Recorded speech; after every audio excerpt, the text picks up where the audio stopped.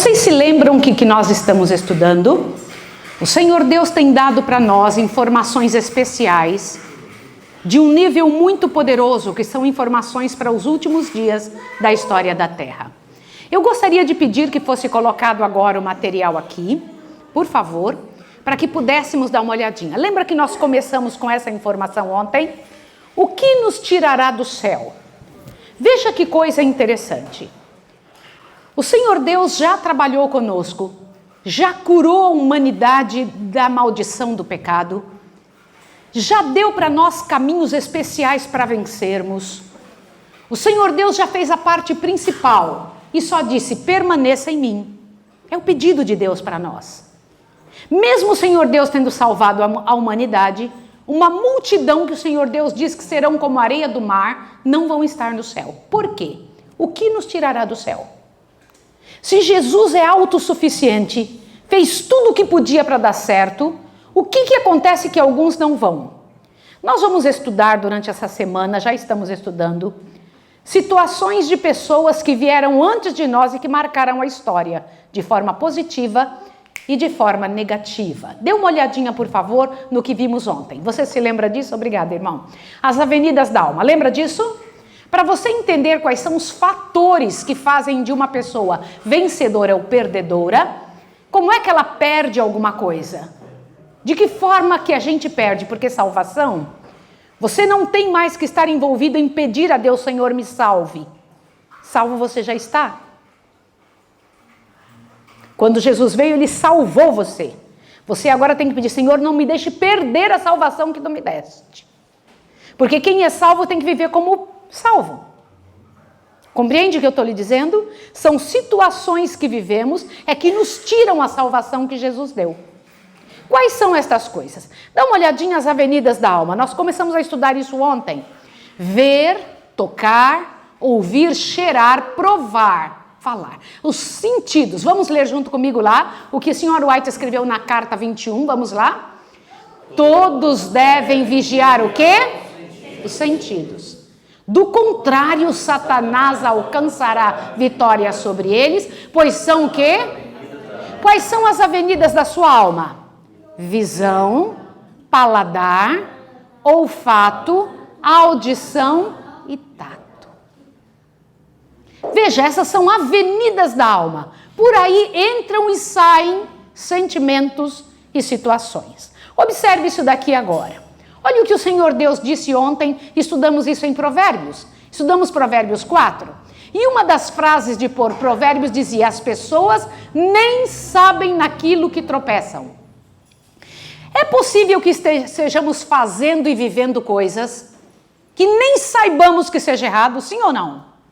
Por quê? Porque fomos moldados por um mundo que foi desenhado para nos fazer pecar. A nossa sociedade é uma sociedade falida. E estamos vivendo dentro dessa realidade. A maior parte de nós não sabe nem por que está pecando. Hoje eu estava conversando com um grupo de vocês e me disseram: Maísa, hoje em dia as pessoas não se preocupam mais em casar para viver uma vida sexual. Já não é mais este problema que o mundo tem. Nós vamos estudar sobre luxúria. Vamos estudar sobre inveja e orgulho. Vamos estudar também sobre avareza, sensualidade, preguiça, ira e vingança. São os sentimentos e emoções mais deletérios e mais difíceis de serem trabalhados nesse mundo. E a gula, que é a base de todos eles. Tá bem? Hoje nós vamos estudar então luxúria. Dá uma olhada no que foi dito ali. O pecado derivado da beleza e do que mais? E da depravação. Abra sua Bíblia comigo, por favor. Rapidinho, eu quero que você olhe comigo o que o Senhor Deus tem para nós, você que está em casa também. Em 1 Coríntios capítulo 6. Por favor, veja ali o que o Senhor Deus nos diz. E eu queria lembrar você com relação à palavra de Deus, que a palavra de Deus não permite que a gente use eu penso tal situação. Quando Deus diz que é pecado e pronto. Nossa opinião não conta. Entendeu? Sim ou não? Eu vou repetir o que eu estou dizendo. Quando a palavra de Deus disser que algo é pecado, A opinião humana não conta. Nós não podemos dizer, mas eu acho que é assim. Veja o que o Senhor Deus diz aqui em 1 Coríntios 6. Você encontrou?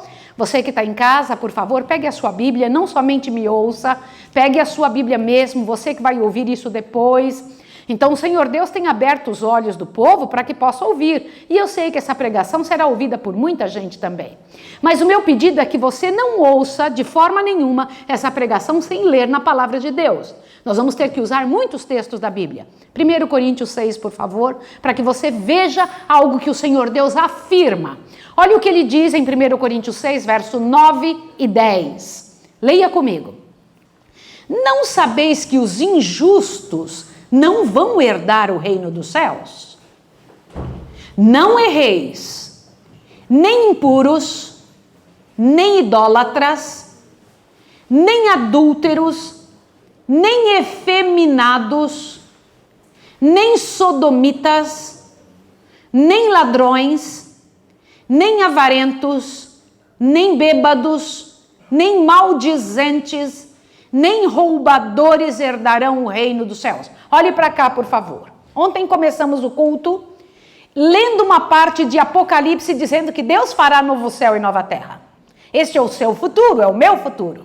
Mas por que alguns não vão para lá? O Senhor Deus está dizendo aqui que alguns não irão para o céu se tiverem esses pecados. Por favor, volte em 1 Coríntios 6 e eu vou lhe fazer uma pergunta e eu queria que você analisasse.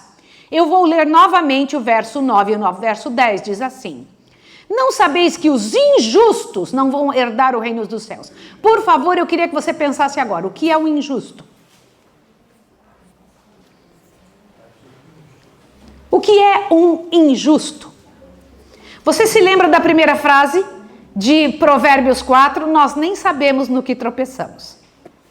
O que é um injusto? Segundo item, não erreis, nem impuros. O que é uma pessoa impura?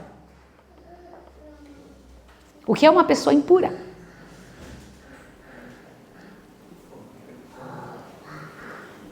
O que é uma pessoa, nem idólatra, idólatra é mais fácil, né? O que é um idólatra? Responda. Que adora imagens. Ou que coloca outra coisa no lugar de Deus, é um idólatra. E o que é um impuro? É o contrário de pureza. É o contrário de pureza. O que um impuro faz para ser caracterizado como impuro?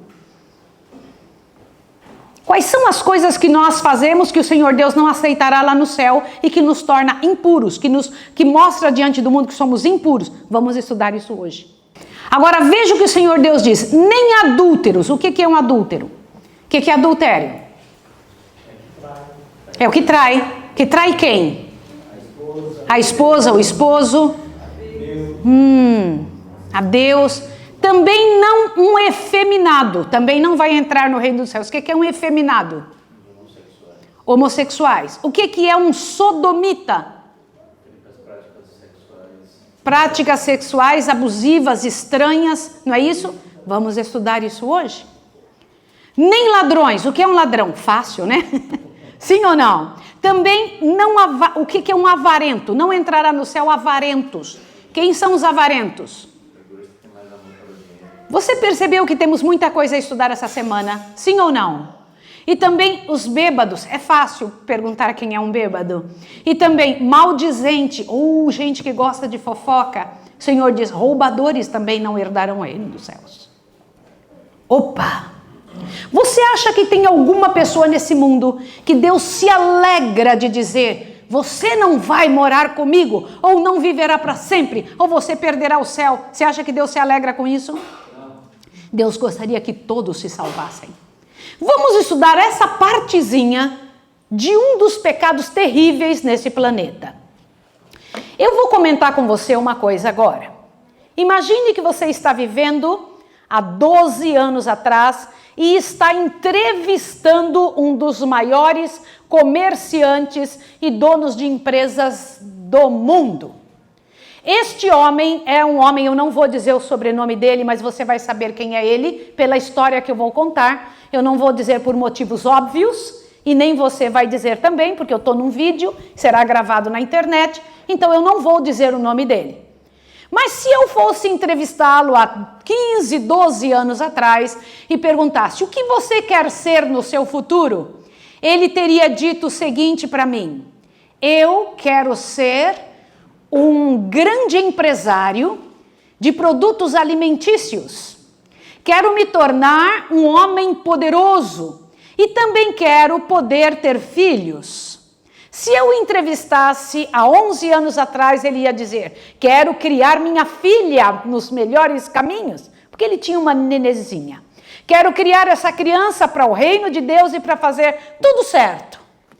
No entanto, eu não posso entrevistar este homem um dia depois de 11 anos atrás. Ele foi esquartejado pela esposa dele. A esposa o esquartejou em pedacinhos e colocou dentro de várias malas e jogou por aí. Depois ficou usando o celular dele, infelizmente durante algum tempo, e denunciou que seu esposo estava desaparecido. Eu não preciso dizer para vocês que a polícia descobriu que foi ela que o esquartejou. Eu sei que, a grosso modo, comentando uma situação dessas com você, você poderia dizer: nossa, que coisa horrível. Você sabe a história dela? Você sabe como foi que ela chegou a fazer o que fez? Ela era uma garota de programa. Esse grande empresário, respeitadíssimo no mundo, principalmente no Brasil, gostava de envolver-se com garotas de programa. Gostaria de se casar, tinha um fetiche de casar-se com uma prostituta. Casou-se com uma. Quando ela se tornou esposa, ele então passou a ter outras mulheres e desprezou a ela. E ela então, por não ter muitas bases morais, não ter muitas bases de compreensão emocional, ela acabou fazendo o que fez. Por que uma pessoa não consegue levar avante a sua história pessoal como uma pessoa vitoriosa?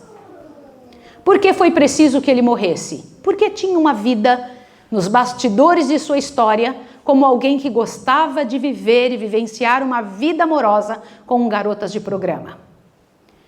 Segunda história que eu preciso contar para você. Um rapaz especial, todas as espécies de homens da sua época gostariam de ser como ele. No futebol era conhecido como uma estrela, especial mesmo. Todos os locais por onde ele havia passado pagariam milhões para tê-lo como um jogador em seu time. No entanto, num momento à noite, quando ele estava dançando num certo local, levado pelo álcool, mesmo pela liberdade que ele tinha com todas as mulheres que lhe vinham aos pés, pela fama que possuía, ele estuprou uma moça.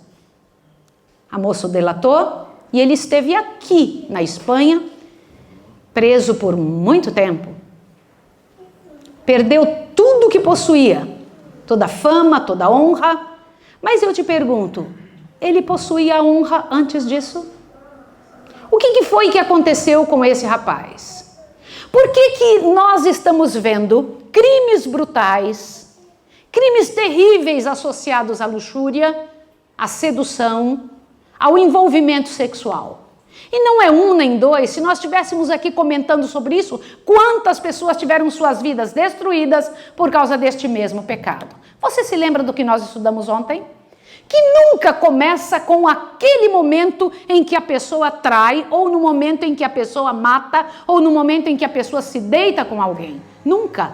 Sempre começa antes. Primeiro a pessoa observa o pecado. E você tem o atrevimento de ir um pouquinho ali. Lembra que nós estudamos? Você vai naquele primeiro momento, observa. Aí você tem vergonha, você tem medo. Mas se você não buscar a Deus, você vai novamente agora num pecado com mais gana, com mais vontade. Você chega com mais desejo ainda de que aquilo aconteça na sua vida. E aí você não consegue voltar nesse ponto inicial. Nunca. Você volta neste ponto aqui do ponto de arrependimento, mas nunca no ponto inicial. Porque você não é mais a mesma pessoa. E de repente você espera passar um tempo e aí esquece aquilo que fez. E aí quando volta de novo a procurar aquele pecado, você sempre encontra forças para ter um pecado de forma maior do que a primeira vez, até o dia em que você cai no pecado e se torna escravo dele. Como isso acontece? Por favor, leia esse texto. 1, 2, 3. Aquele que cedeu uma vez à tentação, cederá mais facilmente o quê? Você está vendo essa citação? Quem caiu a primeira vez, como cairá na próxima vez? Mais facilmente. Cada repetição do pecado diminui seu poder de resistência, cega os seus olhos e suprime a convicção. Você pode imaginar que coisa séria é essa? Por que algumas pessoas dizem, não consigo sair disso? E hoje nós vamos analisar sobre isso e como sair dessas coisas. Por favor, eu queria analisar com você, vai lá na sua Bíblia agora, 1 Coríntios, capítulo 10, por favor, rapidinho. E eu tenho que trabalhar com você a história de alguém do passado, porque a Bíblia ensina a fazer isso. Dá uma olhadinha o que a Bíblia diz em 1 Coríntios 10, por favor, o verso 11 e 12. Dá uma olhadinha o que o Senhor Deus diz aqui. O verso 11 está escrito assim: tudo isto lhes aconteceu como exemplos, e estas coisas estão escritas para aviso de quem? Nós. Para quem já são chegados os fins dos séculos. Aquele, pois, que pensa que estar em pé, cuide para que não... O que significa isso? Cuidar para que não caia. É uma observação que Deus nos ensina a fazer, para observar aonde estamos andando, o que estamos fazendo. Existe uma grande diferença entre não ser um pecador de tal pecado e consumar um pecado. Olha a diferença que existe. Entre pensar em fazer um pecado e fazer, existe o processo. E é esse processo que nós vamos estudar hoje. Como é que alguém não era pecador de um certo pecado e se torna pecador? Esse processo nós vamos estudar. De quem estamos falando aqui? Essa imagem é uma pintura do século XII. Tentaram aqui desenhar Davi dando uma carta na mão de Urias. Uma das histórias mais tristes da Bíblia. Urias, um homem duplamente traído. Traído por seu rei, traído por sua esposa. Vocês não precisam ser lembrados da história, mas eu quero trabalhar um detalhezinho aí. Davi está numa época poderosa de sua vida, em que ele tinha agora não só chances de terminar bem, como ele estava muito bem. E ele então se arrisca a tirar um tempo sozinho. Todas as pessoas estavam na guerra e ele resolve não ir para a guerra, fica em casa. E durante esse tempo, ele faz uma coisa, queridos. Eu vou mostrar um detalhe para vocês aqui interessante. Dá uma olhada nesta cena. O que Davi fez? Aqui está Davi. Observe que aqui está Davi. Ele está olhando lá do seu palácio. Alguém da mesma época pintou isso aqui. Tem uma moça por trás destas escritas que eu acabei de colocar aí. E ela está tomando um banho. Foi o que Davi fez. Davi olhou a moça. Davi praticou um negócio que o Senhor Deus pediu que nós falássemos hoje. Eu preciso te fazer uma pergunta. Você sabe por que é que eu precisei cobrir aquela imagem? Ela está sem roupa, ela está tomando banho. Mas por que eu precisei cobrir? Eu tenho um outro motivo. Eu não quero que você me responda, mas eu quero que você pense. Em algum momento você teve vontade de que eu tirasse as letras dali? Não responda, por favor. Não mexa o rosto, nem faça nada. Seja só honesto com você. Te deu curiosidade para saber o que é isso? Foi o que aconteceu com Davi. Foi assim que Davi se sentiu. Como é que é o nome deste pecado? Olha isso aqui, ó. Voyeurismo.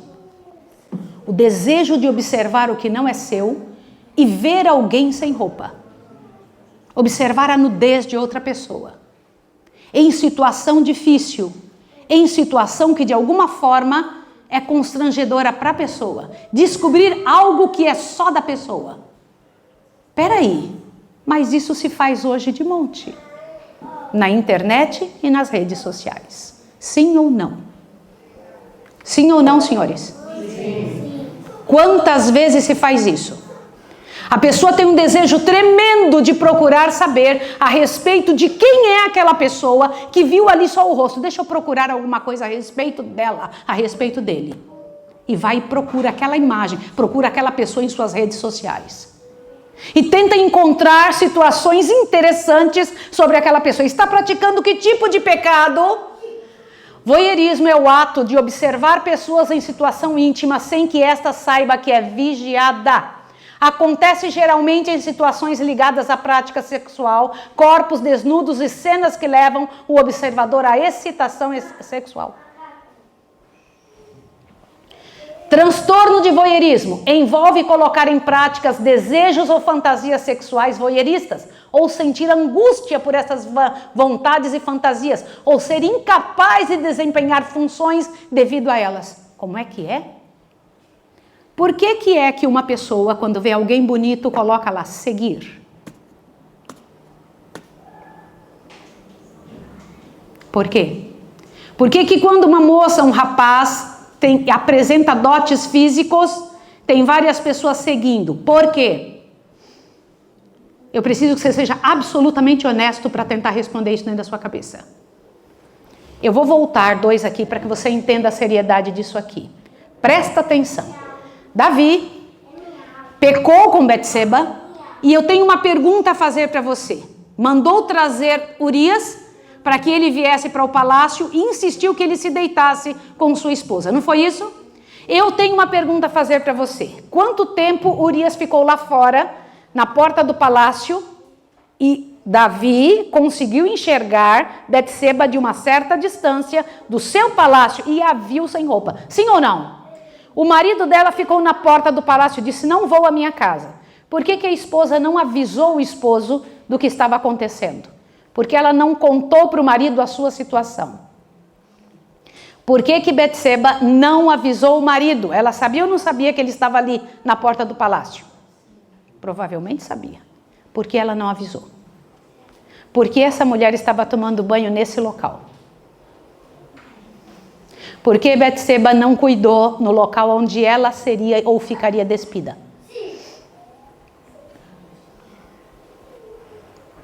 Bora. Você tem que pensar.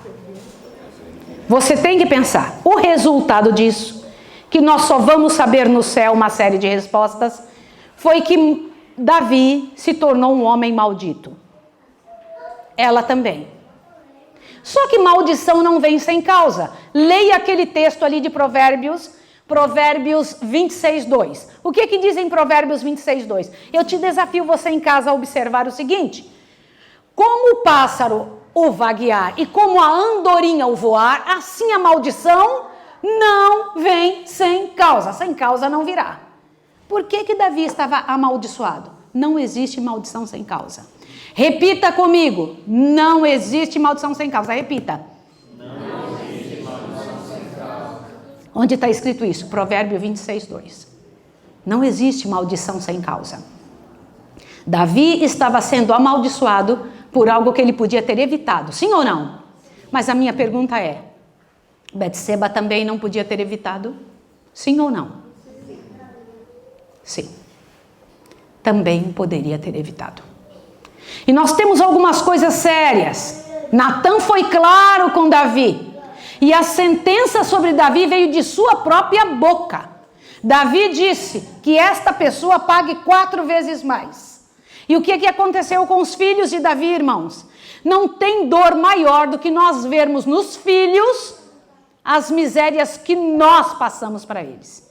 Foi Davi que passou as misérias para os seus filhos? Sim ou não? Sim. Então agora eu quero comentar um detalhe sobre esta imagem aqui. Perceba o que diz aqui, ó. Na explicação sobre o que é voyeurismo, um dos atos que Davi praticou e que infelizmente, se nós não cuidarmos, estamos praticando também pelas mídias, pelas redes sociais. O Senhor Deus diz aqui que se torna, olha aqui, ó, a informação diz que nós nos tornamos incapazes de desempenhar funções devido ao voyeurismo. Agora observe isso daqui, para que você veja a seriedade disso. Leia mais essa explicação. O voyeurismo é um transtorno de quê? visto por muitos como uma forma de apimentar a relação e, em vários casos, pode se tornar um vício e até causar sérios danos psicológicos ou até mesmo punições penais. Agora observe isso. Não acontece por acaso. O voyeurismo leva para onde? O que acontece com essa miséria de não trabalhar o ato do olhar? Voyeurismo, primeiro passo. Não venceu, vai para o segundo. Qual é o segundo passo? Pornografia. Porque não se contenta de só olhar nas redes sociais. Quer olhar um pouco mais. Porque nas redes sociais ainda se tampa um pouco. Mas na pornografia não se tampa nada. Porque a pessoa, quando ela começa com um pecado, ela vai querer um pouco mais. E aí, para onde que ela vai? Qual é o próximo passo? Masturbação. E qual é o próximo passo? Superexcitação dos órgãos. E o próximo? Impotência. Por que diz que a pessoa não é capaz de continuar com a sua capacidade? Impotência, olha aqui, ó. Depois, busca por novos prazeres. E aí a pessoa entra em homossexualismo, bestialidade, zoofilia, cropofilia, necrofilia e as parafilias todas. E eu sei que você pode estar sentado aí fazendo assim. Mas esse é o fim, infelizmente, de quem não toma cuidado de uma situação tão triste como essa. Se tornam incapazes, olha isso aqui, de desenvolver funções devido a uma coisa que começou parecia pequena, simples. Parecia que não era um problema, e era um problema. Por quê? Porque se transformou numa miséria. Presta atenção mais essa declaração. Voyeurismo. A maioria das pessoas com tendências voyeurísticas não apresentam um transtorno de voyeurismo. Olha de vez em quando, chama atenção para algumas partes do corpo, se interessa por algumas coisas desnudas. Quando olha, é aquilo que chama atenção. Agora presta atenção aqui. Esse transtorno é mais comum e ocorre com mais frequência em homens. Porém, o número de mulheres voyeurs está aumentando. Normalmente começa na adolescência ou no início da idade adulta. Eu preciso fazer uma pergunta que eu não quero resposta. Você já comentou e já falou honestamente com seus filhos sobre isso? Ou você acha que isso passa com o tempo? Você já ouviu isso? Isso passa com o tempo, é coisa da adolescência. Não é coisa da adolescência. Nós hoje temos uma multidão de pessoas sofrendo no mundo. Os nossos consultórios são lotados de mulheres e de homens sofrendo por este mal. E nós temos hoje uma quantidade imensa de pessoas que chegaram à conclusão, isso é um livro, O Fim da Intimidade. Não existe mais intimidade. As redes sociais, olha aqui, voyeurismo e exibicionismo nas redes sociais. Para que haja um voyeur, é preciso que haja também um exibicionista. Alguém que queira mostrar alguma coisa, ou que alimente esse tipo de atitude. Quantas pessoas hoje são exibicionistas? Vamos ser honestas. Quantas vocês acham que são exibicionistas nas redes sociais? Bora, meus irmãos. Por que vocês acham que alguém tem vontade de tirar foto de si mesmo, nunca triste, nunca real, sempre feliz, o melhor que pode? Bora, por que vocês acham que nós fazemos isso? Por que as meninas tiram fotos e rapazes fazendo certos tipos de expressões faciais e certos tipos de poses em seu corpo? Por quê? Sensualismo, exibicionismo. Isso é pecado. Carência, necessidade, isso mesmo. Você tem que pensar sobre isso, tem que analisar as razões. O exibicionismo é alimentado nas redes sociais. E quanto mais exibida uma pessoa, mais exibicionista uma pessoa, mais curtidas estão embutidas na sua mente, que infelizmente, lembra o que eu disse ontem? Nós estamos numa sociedade que foi desenhada para nos fazer pecar. A sociedade foi desenhada para nos fazer pecar. Eu vou repetir. A sociedade foi desenhada para quê? Para nos fazer pecar. Acredite que eu estou lhe dizendo. Avante. Luxúria. De onde vem isso? Primeiro passo sempre começa com os olhos. Olha o que diz aqui. Comportamento desregrado em relação aos prazeres do sexo. Isso é luxúria. Forte desejo sexual, sexualidade extrema, sem validade, lascívia, segundo a doutrina cristã dos 7 pecados capitais. Vício, exuberância, vegetação. Mas começa como? Dá uma olhada aqui. Para todo pecado tem que ter uma ferramenta. Qual é a ferramenta usada na luxúria? O corpo. Qual é a ferramenta usada na luxúria? O corpo. E que mais? O olhar. Pessoas podem estar seduzindo outras só com o olhar? Sim ou não? Sim ou não, senhores? Sim. Existe um olhar que ao passar por você, você percebe na hora o que a pessoa está dizendo sem ter falado uma única palavra. Sim ou não? Sim. A boca. Uma moça, um rapaz pode fazer movimentos com a boca sem dizer uma única palavra que pode seduzir outra pessoa? Sim. Você já percebeu que as modelos não aparecem com a boca fechada? A maior parte das fotos das modelos são com a boca entreaberta. Por quê? A boca promove uma parte poderosa na sedução. O comportamento. O comportamento, ele é sedutor? Pode ser sedutor ou não? Sim ou não, senhores? Sim. Existe um comportamento que Deus proíbe e que pode trazer diante da outra pessoa uma ideia totalmente sedutora. É um comportamento. A pessoa não precisa dizer uma palavra. É lido como eu quero você ou eu quero que você me toque. A roupa pode ser sedutora?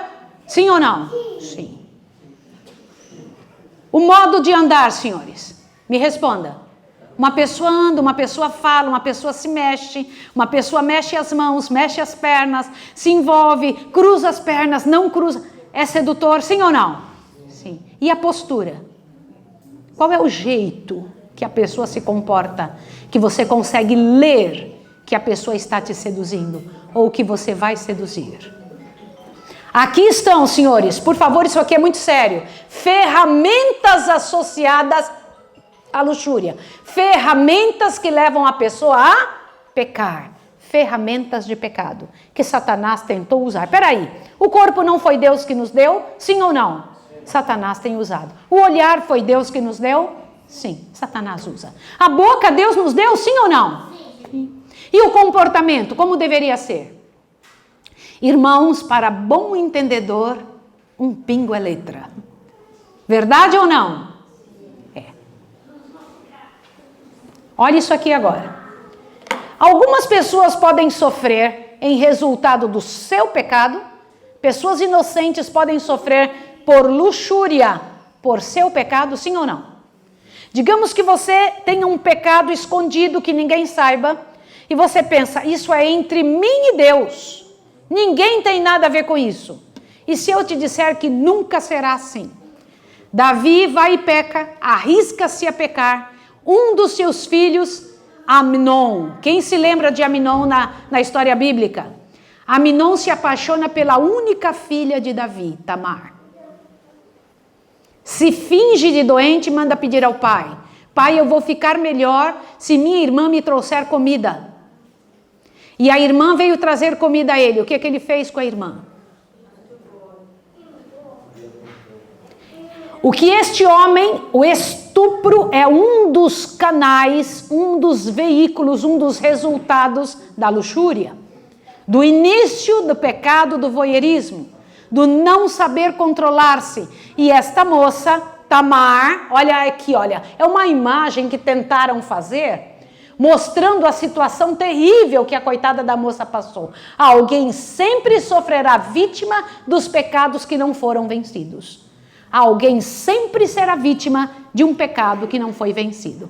Nós teremos que conversar com vocês, na próxima quarta-feira, sobre vítimas de estupro e como sair dessa miséria. Pessoas que não tinham uma só razão para serem estupradas. Foi o caso de Tamar. Tamar, a Bíblia diz que andava com a melhor roupa que ela podia. Era a roupa de princesa, totalmente fechada. Era a roupa de quem não tinha sido tocada. Era uma menina recatada. E olha o que aconteceu com a vida dela. O que um pai faz, o que uma ascendência é capaz de fazer, pode trazer miséria para seus descendentes? Sim ou não? Sim, com certeza absoluta. A história de Tamar é uma história esdrúxula, triste e sofrida. E nós vamos ter que falar sobre isso na quarta-feira. Hoje eu vou tratar da história de Aminon. Mas na quarta-feira eu quero trabalhar com quem foi magoado, invadido por alguém. Como é que se trata uma situação disso na área espiritual? E aqui está a prova de que um pecado dessa natureza é capaz de magoar tremendamente o coração de alguém. Por trás dessa imagem está a tentativa de mostrar Davi, depois de todo o pecado, pensando. E esta frase é uma frase da Sra. White. Qual é a frase que diz aí? Ninguém imagina, na hora em que está pecando, a onda de desgraças que irá resultar daquele ato impensado. Ninguém nunca imagina. No momento em que está fazendo, o que vai acontecer com a sua história? Nunca mais Davi se tornou a mesma pessoa. Eu peço a você que, por favor, tenha cuidado de ler isso aqui comigo agora. Vamos ler? Houve uma grande mudança no próprio Davi. Ele ficou quebrantado em espírito pela consciência de seu pecado e de seus resultados que teriam grande alcance. Olha só como o Davi se sentiu. Não na hora ele estava excitadíssimo, estava muito feliz. Mas e depois? Olha aqui, ó. Sentiu-se humilhado aos olhos de seus súditos. Sua influência, que aconteceu?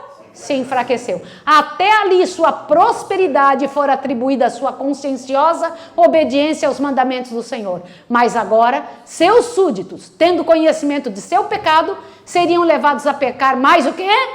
Mais livremente. Ele perdeu o respeito. Sim ou não? Avante, olha isso aqui agora. Sua autoridade em sua própria casa, o direito ao respeito e obediência de seus filhos, enfraqueceram. Ele não pôde reclamar nem com Absalão, nem com Aminon. Ele não reclamava com os filhos. Que miséria. Dá uma olhada, continua aqui.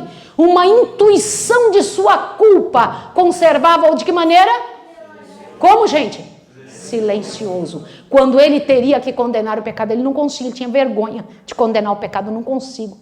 Ele dizia, por que eu não consigo? Tinha vergonha do que ele tinha feito. Avante, olha aqui, ó.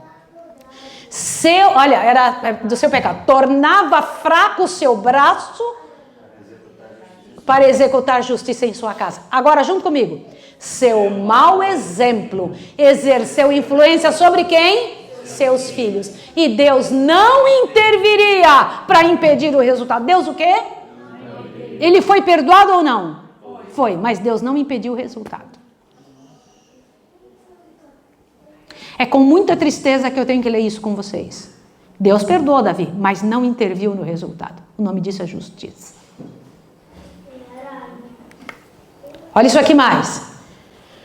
Ele permitiria que as coisas tomassem seu curso natural. E assim Davi foi severamente castigado. Senhores, não existe maldição sem causa. Toda vez que alguma coisa acontece, vai observar de onde está vindo a miséria. Senhores, é muito importante você pensar que um adultério não começa na cama. Não existe isso. É preciso você observar quais são os detalhes que estão levando, que estão tornando. Eu me lembro que quando a gente estava na faculdade, um professor disse assim, você não tem que ficar tão preocupado se a pessoa está gordo, está adúltero, está mal, está em pecado. Você tem que olhar se ele está ficando. Está indo na direção de um adultério? Está indo na direção de roubar? Está indo na direção de se tornar um delinquente? Está caminhando para ser isso? Você tem que ver aonde você está indo. Porque não tem como. Não existe atalho. Ouça o que eu vou te falar. O fim reservado a quem está andando no caminho do pecado é pecar. Olha isso aqui. Adultério não começa na cama. Os passos da queda, quais são? Pessoas viciadas em pecados sexuais destroem a vida de quem com ela se casar. Você sabia disso? Sabia ou não? Por que eu estou vendo mulheres fazerem assim? E os homens estão parados me olhando. Eu fiz. Você fez também? Que bom, irmão. Deixa eu dizer uma coisa a vocês. Senhores, isso aqui é muito sério. Senhores, isso aqui é mais sério do que você é capaz de imaginar. Você sabe a quantidade de pessoas, eu trabalho com famílias, com esposo e com esposa há 30 anos, e eu tinha vergonha de falar o que eu estou falando para vocês num púlpito. Mas Satanás não tem vergonha nenhuma de judiar de cada um de nós. Você sabe a quantidade de pessoas que me procuram? Porque existe dentro do casamento todos esses passos que eu acabei de falar até agora. E então existe um relacionamento entre marido e mulher totalmente comprometido. Um homem que não consegue cumprir seus votos com a esposa, porque compara a sua esposa àquela mulher que ele viu na pornografia. Porque não consegue manter uma vida normal, de um intercurso sexual com a sua esposa normal, porque jamais a sua esposa conseguirá competir com algo que está só dentro da sua cabeça, da cabeça dele. O tamanho da dor que isso causa não tem tamanho. Preciso explicar uma coisa a vocês. Nos níveis de dor de 1 a 10 de um ser humano, a morte de um filho chega a 9. A morte de um cônjuge chega a 8, mas a dor da traição chega a 10. Eu vou repetir o que eu estou dizendo. Nos níveis de dores que os seres humanos são capazes de suportar, eu não estou falando de dor física, estou falando de dor emocional. A dor da perda do cônjuge chega a 8. A dor da perda de um filho chega a 9. A dor pela traição chega a 10. E só entende isso quem está com suas faculdades desimpedidas pelo Espírito Santo. Porque é possível que uma pessoa esteja fazendo a outra sofrer por suas práticas perdidas, por suas práticas miseráveis, sem saber. Lembra do que nós lemos no início? Elas nem sabem por que estão tropeçando. Nem sabem no que tropeçam. Não sabem o quanto magoam umas às outras. Olha isso aqui agora. Pais que iniciam seus filhos nas práticas sexuais condenadas. Quantos pais ensinam seus filhos a se masturbarem, com medo que eles se tornem homossexuais? Quantos pais ensinam seus filhos a começarem sua vida sexual num prostíbulo, no meio de prostituição? Quantos fazem isso? Irmãos queridos, nós somos adventistas do 7º dia. O povo do Senhor que Deus separou para fechar as brechas dentro do nosso meio, dentro do nosso povo. Deveríamos ser povo que deveríamos estar vivendo anos-luz de distância desse tipo de atitude.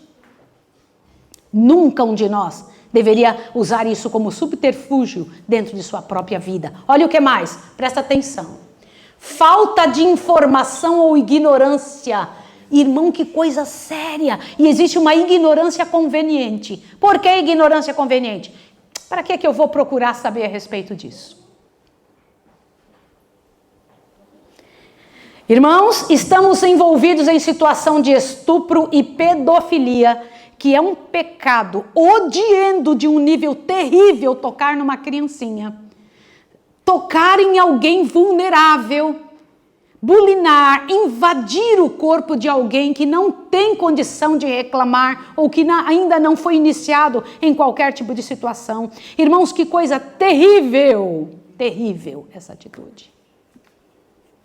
Mas infelizmente é o que nós estamos vendo. E dentro dos arraiais de nosso povo, nós temos visto entrar esse tipo de situação de uma forma descarada. E precisamos, pela graça e poder de Deus, começar a colocar a mão na consciência. Não estamos abrindo portas para esse tipo de situação. Eu preciso te fazer uma pergunta, querido pai e querida mãe. Você sabe o que os seus filhos veem na internet? No celular que você lhe colocou na mão? Você sabe? Eu tinha em casa uma criança com ainda 3 anos de idade. Quantos anos eu falei? 3 anos. Eu estava lavando louça na cozinha e ela sentada na mesa da cozinha vendo os hinos do Inário. A única coisa que eu deixava ela ver na internet, sob minha supervisão, eram os hinos do Inário, passando a letra embaixo e as imagens no fundo. E eu ouvi alguém dizer que isso acontecia, mas eu não tinha consciência e nem nunca tinha visto. Mas naquele dia eu vi. O que eu vi?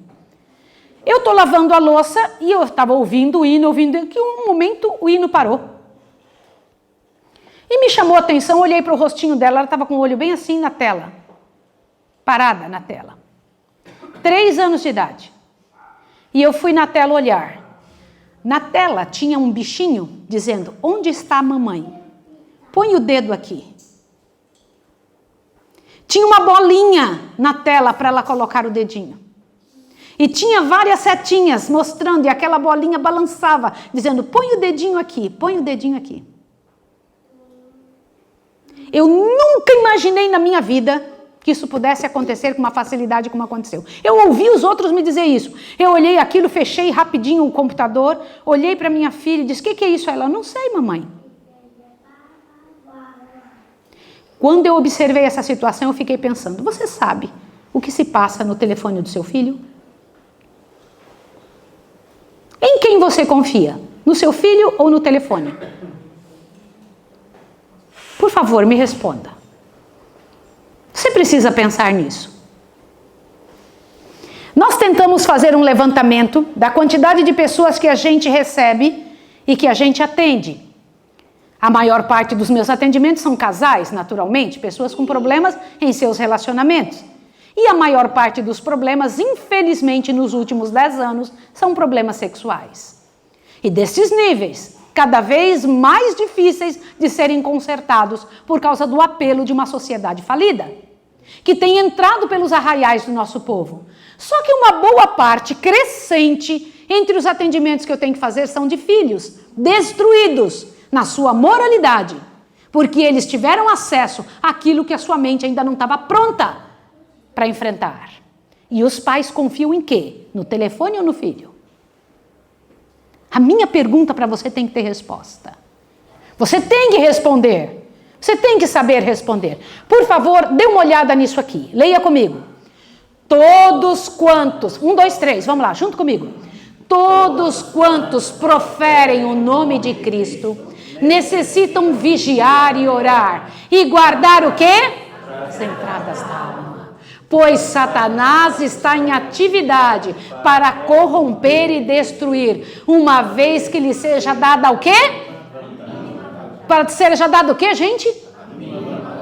A mínima vantagem. Gente, não arrisca. Satanás sabe que pouco tempo lhe resta. Não arrisca, não arrisca. Em nome de Deus, não arrisca. Corre atrás, trabalha com a sua família. Caia de joelhos, ore e jejue, implore ao Senhor que cubra a sua casa, tire do caminho qualquer coisa que possa trazer e enfeitiçar sua família. Olha o que está escrito aí, vamos ler comigo. Quando o pecado embota as percepções morais, o que é percepção moral embotada? Você já não sabe mais o que é certo e o que é errado. Você não sabe mais o que é que se deixa e o que se não deixa. Agora deixa eu te fazer uma pergunta, se nós que somos adultos, somos confundidos, o que dirá um adolescente? Responda para mim. Responda em nome de Jesus, você tem que pensar. Eu tenho muita pena dessa geração. Porque a maior parte dos pais tem medo de serem pais. Porque hoje em dia as leis estão querendo levar você para a cadeia se você for ser pai de verdade. É isso ou não é? Só que vai piorar. Você vai precisar cercar a sua família. Então, veja bem, percepções morais embotadas. Vamos ler de novo, 1, 2, 3, leia comigo. Quando o pecado embota as percepções morais, o transgressor já não discerne os defeitos de seu caráter, nem reconhece a enormidade do mal que cometeu. E a menos que se renda ao poder persuasivo do Espírito Santo, permanece em parcial cegueira quanto aos seus pecados. Suas confissões não são sinceras e ferventes, e a cada reconhecimento de seu pecado, acrescenta uma desculpa em justificação de seu procedimento, declarando que se não fossem certas circunstâncias, não teria praticado este ou aquele ato pelo qual está sendo reprovado. Deixa eu comentar. Você já viu esposos que disseram, nunca mais eu faço, e voltam a fazer? Já viu esposas que disseram, não faço mais nunca, mas volta a fazer, sim ou não? Já viu ou não? Aí está a resposta. Como precisamos pedir a Deus que tenha misericórdia? Por favor, abra sua Bíblia correndo agora em Salmo 42. Rapidinho, rapidinho, todo mundo com a Bíblia na mão. Você que está em casa, rapidinho, pegue a sua Bíblia. Você precisa ler e entender isso aqui. Existem algumas versões interessantes para esse mesmo verso, mas eu quero que você leia agora. Não é o que está ali na tela. Por isso que você vai precisar da sua Bíblia aberta. Vai lá, Salmo 42, por favor, verso 7. Dá uma olhada à informação que Deus dá para nós. Por favor, observe isso e encha seu coração com essa responsabilidade tão grande. Olha a afirmação que Deus faz aqui. Um abismo chama outro abismo ao fragor de suas catadupas ou quedas simultâneas. Quantos de vocês têm essa tradução? Queria ver alguma tradução diferente. Abismo chama abismo ao rugir das suas cachoeiras. Tá, quem mais? Catadupas? Você encontrou na sua catadupas, né? São quedas, catadupa é uma queda simultânea. Vai caindo mais rápido para baixo. Que mais? Como se fosse uma catarata mesmo. A água cai aqui, vai caindo de novo. Olha o que a Bíblia nos ensina. Um abismo, um pecado, chama outro pecado, como se fosse, irmãos, numa queda de cachoeira. Você já tentou se segurar numa cachoeira? Consegue se segurar ou vai te jogando mais para baixo? Vai te jogando mais para baixo ou não? Um pecado chama outro pecado ao fragor das quedas simultâneas. Vai caindo. Entenderam isso? Sim ou não? Não tem jeito, irmãos. Ou corta pela raiz, arrancando de fora mesmo o tronco, a raiz mesmo, ou você vai estar só podando a miséria. Por isso que eu coloquei essa frase. Se a Bíblia chama isso de pecado, então é pecado. Sua opinião não importa. Entendeu isso? Sim ou não? Não adianta dizer que foi um psicólogo tal, que foi Freud, que foi quem quer que seja. Se a Bíblia diz que é pecado. Esqueça isso. A sua opinião não importa. Porque nós estamos deixando e perdendo tantos de nós por causa disso. Passos da degradação. Por favor, eu queria que agora, em nome de Jesus, que você pegasse diante de Deus essa parte que eu vou colocar agora e usasse isso com muito respeito. Eu sei que está pequeno, mas eu vou te ajudar. Tá bom? Vamos lá? Lê isso aqui comigo. Primeiro você olha. Todo pecado começa assim, sabia? Sim ou não? Agora, olha o segundo passo. Olha isso aqui. Você se imagina naquele pecado ainda não cometido. Nenhum pecado começa por fora. Começa onde? É aqui dentro que você imagina. Até para comer um pedaço de bolo. Você passou na frente da padaria, viu um pedaço de bolo. Na hora que você viu e enxergou aquela fatia, você imagina se comendo. Senão você não compra. Você jamais compra alguma coisa que você não imaginou comer. Você sabia? É assim. E é um negócio rápido. Em quantos segundos isso acontece? Em frações de segundos dentro da sua cabeça. A decisão acontece lá. Então, antes de você pegar um garfo e colocar na boca o pedaço do bolo daquela fatia, você já comeu aqui dentro da cabeça. Entendeu? Agora veja o passo 3. Você se aproxima dele e analisa mais. Você vai lá e olha para ver. Deixa eu ver aqui a corzinha disso. Aí deixa eu ver o recheio que tem. Aí deixa eu ver aqui. Deixa eu ver o preço agora. Analisa ou não analisa? Sim ou não? Analisa. Pode acreditar. Você viu de longe, você se aproximou, você foi analisar, você viu detalhes daquilo. O que mais que você faz? Você afasta da mente aquele pecado, porém não completamente. Você fala, não vou comer não, que eu vou engordar. Não vou comer, que isso tem muito açúcar. Não vou comer não. Você dá algumas razões, mas você não afasta aquilo dizendo, eu não farei isso, porque eu sei que isso vai acabar com meu corpo, é uma miséria, eu não vou. Você não fala isso, você fica adiando. Hoje não. Sim ou não? Sim ou não? Seja honesto comigo. Sim, é assim mesmo. Ainda bem que vocês são honestos. Essa é a verdade mesmo, porque é assim que a gente faz. São raríssimas vezes que a gente fala, nunca mais eu passo na frente desse negócio aqui. A gente não fala isso. O que mais, gente? Olha, 5. Você volta para dar mais uma olhadinha. Olha aqui. Só que quando você volta para dar uma olhadinha, você não volta no mesmo ponto. Você já volta com uma decisão. Se você voltou para dar uma olhadinha, você já volta. Nunca volta para o mesmo ponto em que estava na primeira vez. Volta com a decisão. Sei não, então vamos ver se eu compro. Pelo menos metade. Pelo menos metade eu como disso aí. Um pedacinho. Tá bom, então se eu comer umas 4, 5 vezes, o mesmo pedaço, né? Eu vou repartindo aí. Dá uma olhada no cesto. Você arrisca uma olhada por mais tempo e mais de perto. Depois você faz o quê? Você arrisca mais um passo na direção ao pecado. 8. Você se arrepende e volta para o lugar anterior. E sente-se seguro. Não, eu não vou fazer isso. Aí volta para o lugar. Peraí, vou me sentir seguro agora, eu não vou fazer isso. Você sabe que o diabo não liga que você volte e se sinta seguro.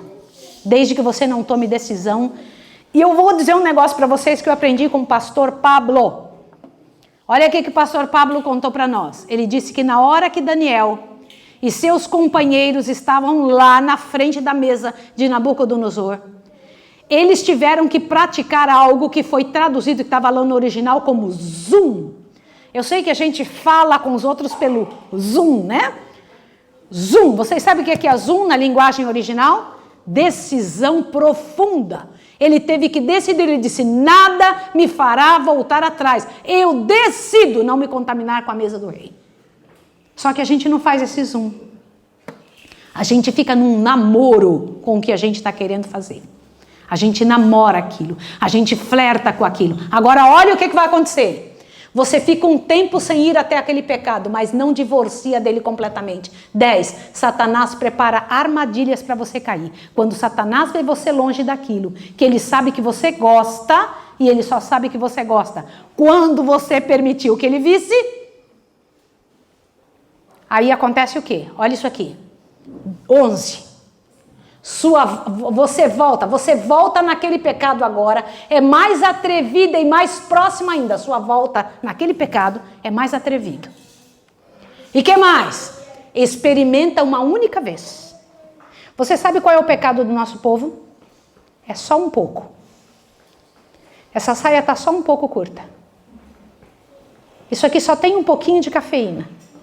Isso aqui é só um pouquinho tarde. Eu estou só um pouco atrasada.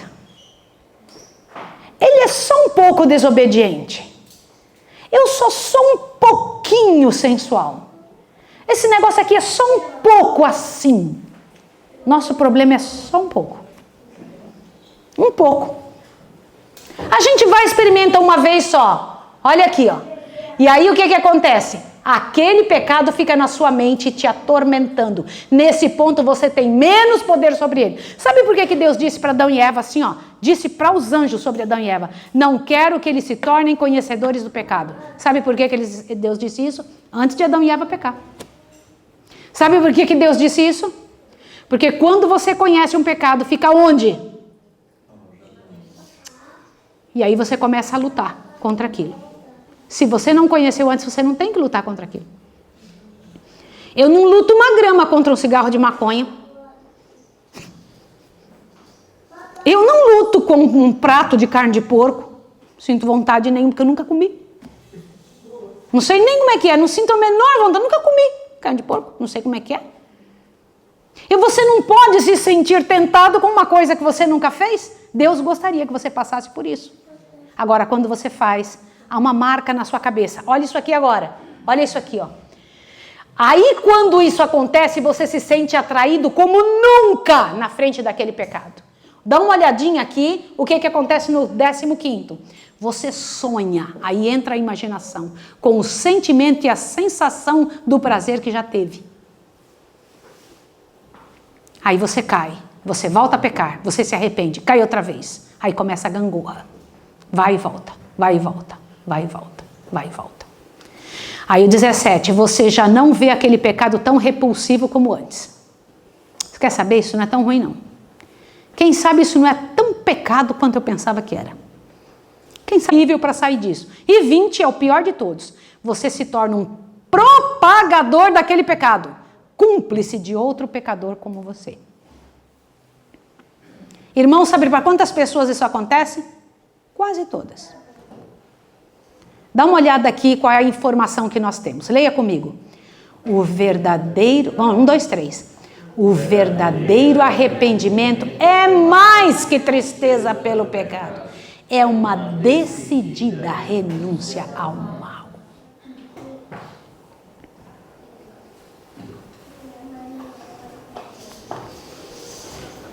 É possível sair de uma miséria como essa, sim ou não? Leia lá. Oração e fé farão o que nenhum poder na terra pode realizar. Acredite que eu estou lhe dizendo. É possível que alguém saia de uma miséria desse nível? É possível que alguém saia de uma miséria deste nível? É possível? Sim, é possível. É possível que alguém saia de algo que seja um terror diante de Deus? Leia para mim, por favor. O arrependimento verdadeiro levará o homem a suportar ele mesmo sua culpa e reconhecê-la sem engano nem... Irmãos, deixa eu comentar um detalhe com vocês, muito sério, que eu preciso que vocês me ajudem. Essa situação é muito delicada, mas muito. Existem pessoas que fizeram outras pessoas sofrerem terrivelmente pelos pecados que cometeram, mas depois não querem fazer o caminho de volta. Quem entendeu bem isso que eu estou falando para você? Foi Zaqueu.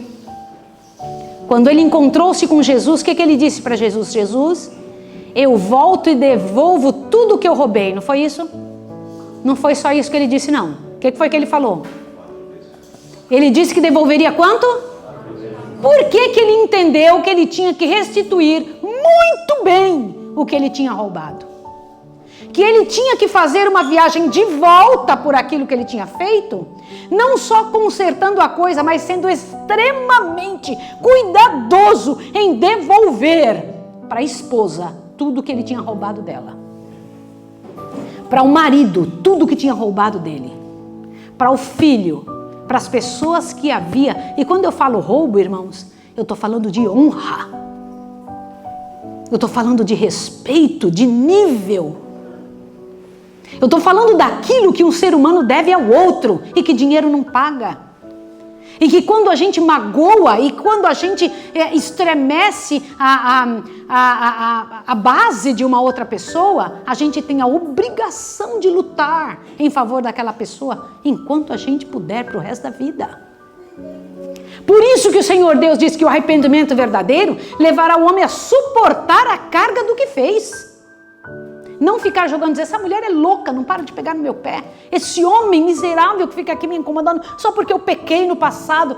Calma, você não sabe o quanto aquilo doeu. Você vai ter que trazer de volta 4 vezes mais o que você fez a essa pessoa. Olha isso aqui. Gente, por favor, dá uma lidinha aqui, ó. Agora uma coisa fantástica que eu quero diante de Deus. Essa parte é importantíssima diante do Senhor do Universo. Você precisa entender isso daqui. Olha o que diz. Alma alguma é abandonada por Deus. Amém, queridos? Amém. A pessoa pode estar no fundo do poço, pode ser a miséria que for. Eu fui estudar o caso dessa mulher que esquartejou o marido. E eu fui tentar trabalhar e entender por que ela chegou naquela posição. Irmãos, que mãe, que avó, que avós ela teve. Que vida miserável essa menina teve. Ela não aprendeu outra coisa. Ele mesmo, por ser um tremendo de um homem, ele tinha uma vida terrível por trás da história dele. Ele só era bom nos negócios. No resto, ele também, coitado, viveu uma vida terrível. Tanto é que chegou no ponto em que chegou. Você tem que compreender de onde vêm as pessoas. Só Deus consegue isso. Olha, alma alguma é abandonada por Deus, entregue a seus próprios caminhos, enquanto houver qualquer raio de esperança quanto à sua salvação. O homem se desvia de Deus, não Deus do homem. Amém, queridos? Louve ao Senhor. Se você está passando por alguma miséria deste nível, se você está tentado a passar por alguma situação semelhante, se por acaso você tem vivido coisas desse estilo na sua vida como pessoa, é hora de você correr para Deus e pedir, Senhor, em sua misericórdia, eu imploro a obra do Espírito de Deus na minha vida. É você clamar ao Senhor, pedir, Senhor, me livre disso. Não entrará no reino dos céus. Não entrará diante do Senhor. Não fará diante de Deus de forma nenhuma esta situação acontecer. É muito importante que o Senhor Deus, na sua misericórdia, encha nosso coração de vida, de poder, que faça acontecer em nossa vida essa parte importante na história. Você precisa disso. Correr para Deus. E Senhor, será que eu não estou no caminho de fazer o que não presta? Será que eu não estou andando e caminhando e vivendo, estragando a minha história e a história dos outros? Por favor, leia isso aqui junto comigo. Leia. Esse é o resultado da obra do quê? Irmãos, nós precisamos desesperadamente do Espírito Santo. Preciso contar uma coisa para vocês. Alguns de nós achamos que o Espírito Santo é um prêmio que Deus dá para quem é bonzinho. Isso não é verdade. Eu vou repetir o que eu estou dizendo. Nós pensamos que o Espírito Santo é um presente que Deus dá para quem faz tudo certo. Espírito Santo é o que te faz fazer coisas certas. Ele é exatamente o que te faz fazer coisas certas. Sem Ele, você não faz o que é certo. Você tem que pedir o Espírito Santo. Senhor, me dá o Espírito Santo. Me convença do pecado. Quem é que te convence que você está errado? Você precisa do Espírito Santo. Ele é que dá poder para sair disso, a enxergar o que está errado. Nós vivemos dentro de uma sociedade que que ofusca a nossa vista, que a gente não percebe mais o que faz, que a gente vive o errado parecendo que está certo. Olha isso daqui, presta atenção. Não há prova do genuíno arrependimento, a menos que ele opere reforma na vida. Se restitui o penhor. Devolve o que tinha roubado, confessa os pecados e ama a Deus e aos seus semelhantes. Pode o pecador estar certo de que encontrou paz com Deus. Tem que voltar o caminho, tirar o pecado que você está fazendo, mas restituir a pessoa que você magoou. Tem que restituir. Você ouviu isso, sim ou não? Tem. Foram estes os efeitos que em anos anteriores que se seguiram às ocasiões de avivamento religioso, julgados pelos seus frutos, sabia-se que eram abençoados por Deus para a salvação das pessoas e para o reerguimento da humanidade. Lê isso aqui agora. Pode me dar isso daqui, por favor, de novo, filho? Me dá isso daqui que eu não tô... Isso. Vamos dar uma lida nisso aqui? Por favor, leia isso aqui junto comigo. Novo estilo de vida. Aquelas pessoas produziram frutos dignos de arrependimento. Como é que é produzir frutos dignos de arrependimento? Irmãos, quando o Espírito de Deus desceu sobre algumas pessoas, aconteceram algumas coisas. O que aconteceu? Leia lá. Creram e foram o quê? E levantaram-se para andar em novidade de vida. O que é novidade de vida? Vamos lendo. Como novas criaturas em Cristo, não para se conformarem aos desejos anteriores. Não para se conformar ao quê? Não para se conformar ao quê, gente? Uma pessoa era você antes de conhecer ao Senhor. Outra é depois que você conhece ao Senhor. Há uma profundidade linda de nova vida que o Senhor Deus quer conceder. De uma experiência de prazer, de um nível poderoso que o Senhor Deus quer conceder para quem quer se entregar ao Senhor. Agora continue lendo. O que diz? Mas pela fé no Filho de Deus, seguir-lhe os passos, refletir-lhe o caráter e purificar-se assim como ele é puro. Agora veja essa frase aqui. As coisas que antes odiavam, o que diz ali? Agora amavam. E as que antes amavam, passaram a odiar. Os orgulhosos e presunçosos, as que antes, olha lá, tornavam-se o quê? Mansos e humildes de coração. Os vaidosos e arrogantes se fizeram sérios e acessíveis. Os profanos se tornaram reverentes. Os bêbados, sóbrios. E os devassos? Olha aqui. É possível, sim ou não? É possível. As modas vãs do mundo foram postas de parte. Os cristãos procuraram não enfeite exterior, no frisado de cabelos, no uso de joias de ouro, na compostura dos vestidos, mas um homem encoberto no coração, no incorruptível traje de um espírito manso e quieto, que é precioso aos olhos de Deus. Qual é a nossa maior necessidade para mudança, senhores? Qual é? Espírito Santo. É hoje que você tem que pedir. Hoje você tem que pedir, Senhor, me dá isso. Derrama sobre meus filhos. Queridos jovens que estão aqui, peçam isso a Deus. Você não vai conseguir sem isso. Queridos homens, pais de casa, vocês precisam pedir ao Senhor, Senhor, tira as escamas dos meus olhos. Irmãs queridas, está na hora de nós nos colocarmos no ponto onde o Senhor Deus possa nos encontrar e trabalhar conosco. É preciso haver uma mudança. Não é genuíno nenhum arrependimento que não opere o quê? Reforma na nossa maneira de ver a nossa sexualidade, o nosso olhar, nossa maneira de vestir, nossa maneira de sermos. Gente, dentro da internet, os adventistas do 7º dia deveriam ser vistos como o povo mais puro que existe. Sim ou não? Nos locais onde vamos, nos nossos trabalhos, nos nossos empregos, na escola onde vamos, deveríamos ser vistos como o povo que está reparando a brecha. A justiça de Cristo não é uma capa para encobrir pecados não confessados e não abandonados. É um princípio de vida que transforma o caráter e rege a conduta. Santidade é integridade para Deus. É a inteira entrega da alma e da vida para a habitação dos princípios do céu. Olha que glória! Você quer isso para a sua vida? Sim ou não? Você deseja isso para a sua história? Agora veja o que Deus diz para você e para mim. Isso aqui é o Senhor dizendo. Vinde, então, argui-me, diz o Senhor. Ainda que os vossos pecados sejam como a escarlata, eles se tornarão brancos como a neve. Ainda que sejam vermelhos como o carmesim, se tornarão brancos como a pura lã. Amém, senhores? Você quer isso na sua vida? Alguma coisa na sua história, na sua vida que você gostaria que fosse diferente? Alguma coisa que você percebe que diante do Deus eterno, você está escorregando para aquela parte de Coríntios que nós lemos no início, onde o Senhor Deus disse, estes não herdarão o reino dos céus. Está na hora de você correr para Deus, porque ainda tem tempo. E o tempo é hoje. Você precisa correr para o Senhor e pedir, Senhor, na sua misericórdia, me tira da luxúria, me tira de um corpo, de um comportamento, de um olhar que provoque nos outros e que trabalhe, enfim, pelos outros, ou que eu não tenha desejo por aquilo que o Senhor não gosta. Me ajude a gostar do que o Senhor gosta. Você gostaria de pedir isso ao Senhor? Você que está em casa, conhece alguém que precisa disso? É hora de nós orarmos e pedirmos isso ao Senhor. Nós precisamos pedir a Deus, Senhor, faça isso em mim. Irmãos queridos, estamos nos últimos momentos do nosso Jesus lá no santuário celestial. São os últimos momentos. Ele está naquele local, no lugar santíssimo do santuário celestial, passando os últimos nomes. O meu e o seu estão ali.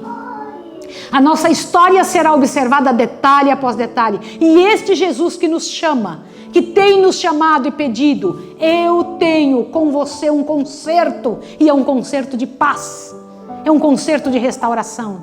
Ele quer que você pergunte a Ele, o que é que o Senhor quer que eu viva? Você tem que perguntar a Deus. Quer que eu te diga uma coisa? No final, irmãos, eu vou repetir isso bem alto, no final, todos nós que estamos aqui, 100%, se entrarmos no céu, pensaremos igual. Sim ou não? Sim ou não? Sim, não tenha dúvida. Não haverá um só que vai dizer, desculpa, mas Senhor, essa roupa aí que o Senhor está me dando eu não gosto, me respeite a minha individualidade. Ninguém vai dizer isso. Quando nós entrarmos no céu, nenhum vai dizer, Senhor, me desculpe, mas eu não gosto desse negócio aqui, respeite meu apetite. Ninguém. E não pense que isso vai acontecer na hora da transladação. Terá que acontecer agora. O Senhor fará conosco esse trabalho, está fazendo.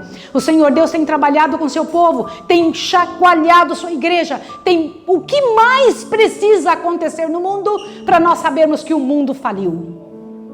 Você não tem que estar lá, você não é de lá. Você é vencedor do Senhor. Você pertence ao Deus eterno. Você pertence ao Senhor, foi comprado por bom preço. O Senhor tem um convite para você. Eu posso pegar a tua miséria, o teu pecado e transformar numa bênção. Está na hora de você vencer essas desgraças. Gostaria de vencer isso? Você vai lançar a tua oração no final para o lugar onde Jesus está, para o lugar santíssimo onde Ele está. Vai dizer, Senhor, me encha do teu Espírito para eu conseguir reconhecer quem sou eu no mundo e o que é que o Senhor pode fazer da minha vida. Não existe pecado que Deus não possa perdoar, assim como não existe miséria da qual Deus não possa te tirar. Seja qual for o pecado que você já entrou, Deus é capaz de fazer sarar, restaurar e levantar a pessoa. Que quando nós nos ajoelhássemos aqui hoje, nessa semana de oração, você estaria, eu quero que você acredite nisso, que você estaria indo diante do Deus eterno. Porque o Senhor abriu espaço para isso. Nenhuma pessoa precisava perder a batalha aqui nessa terra, nem Caim.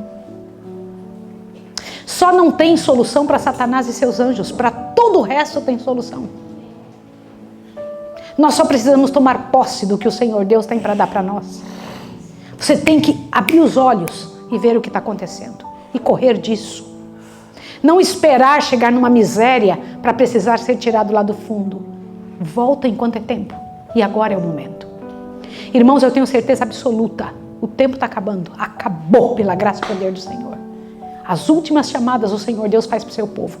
O que está acontecendo aqui, de gente vir de todo lugar para estar na igreja, está acontecendo em todo lugar.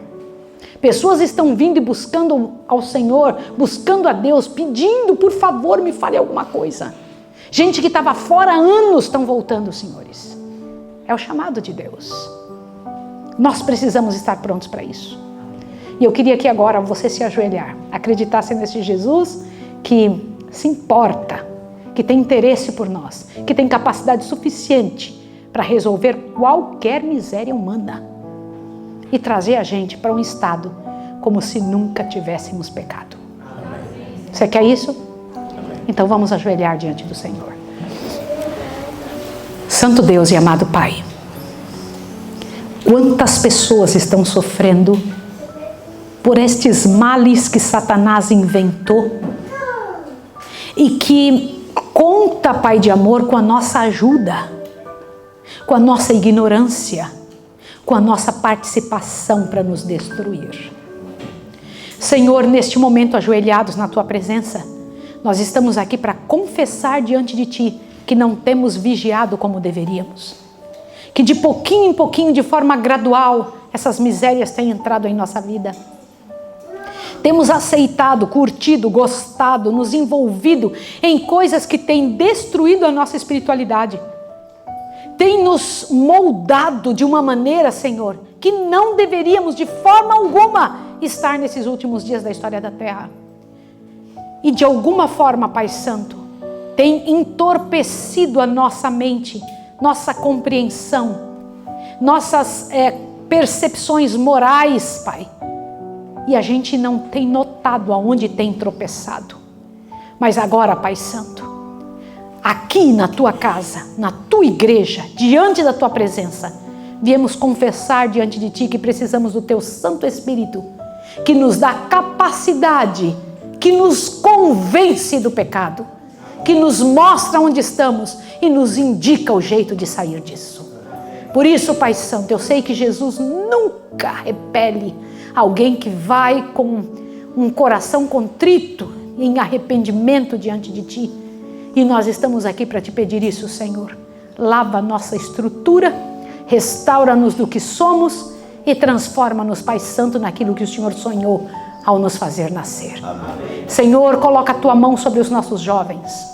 Trabalha, Pai Santo, em nome de Jesus dentro da nossa igreja. Amanhã teremos que estudar a respeito da inveja, a respeito do orgulho, que são os primeiros pecados que Satanás teve no céu, e como isso se repete em nossa vida, de forma imperceptível, nas nossas pequenas brigas, nas dificuldades dentro da igreja, nos infernos, Pai de amor, que Satanás tem trazido, e que muitas vezes a gente repete, copia, aceita e passa para os outros, na nossa maneira de viver e achar quanta coisa, Pai Santo, poderia ser diminuída aqui dentro da igreja, se nós tivéssemos o Teu poder para eliminar essas misérias da nossa vida. Ensina-nos, ó Pai, e que amanhã, ao voltarmos aqui ajoelhados na Tua presença, possamos receber poder novamente para sair daqui, Senhor Deus, em nome de Jesus, e sermos escudados pelo Teu poder. Afasta de nós este mal, Senhor, o mal da luxúria, o mal, Pai de amor, dos pecados sexuais, e que nós possamos, Pai Santo, ao sair deste lugar, pisar aí fora, como aqueles que um dia herdarão o planeta. Em nome de Jesus. Amém, amém, Senhor. Amém. Que Deus abençoe você e até amanhã. Que Deus te fortaleça, encha você de bênção e coragem. Um abraço para você que está em casa. Deus te abençoe. Muito obrigada. E te fortaleça e até amanhã. Um abração.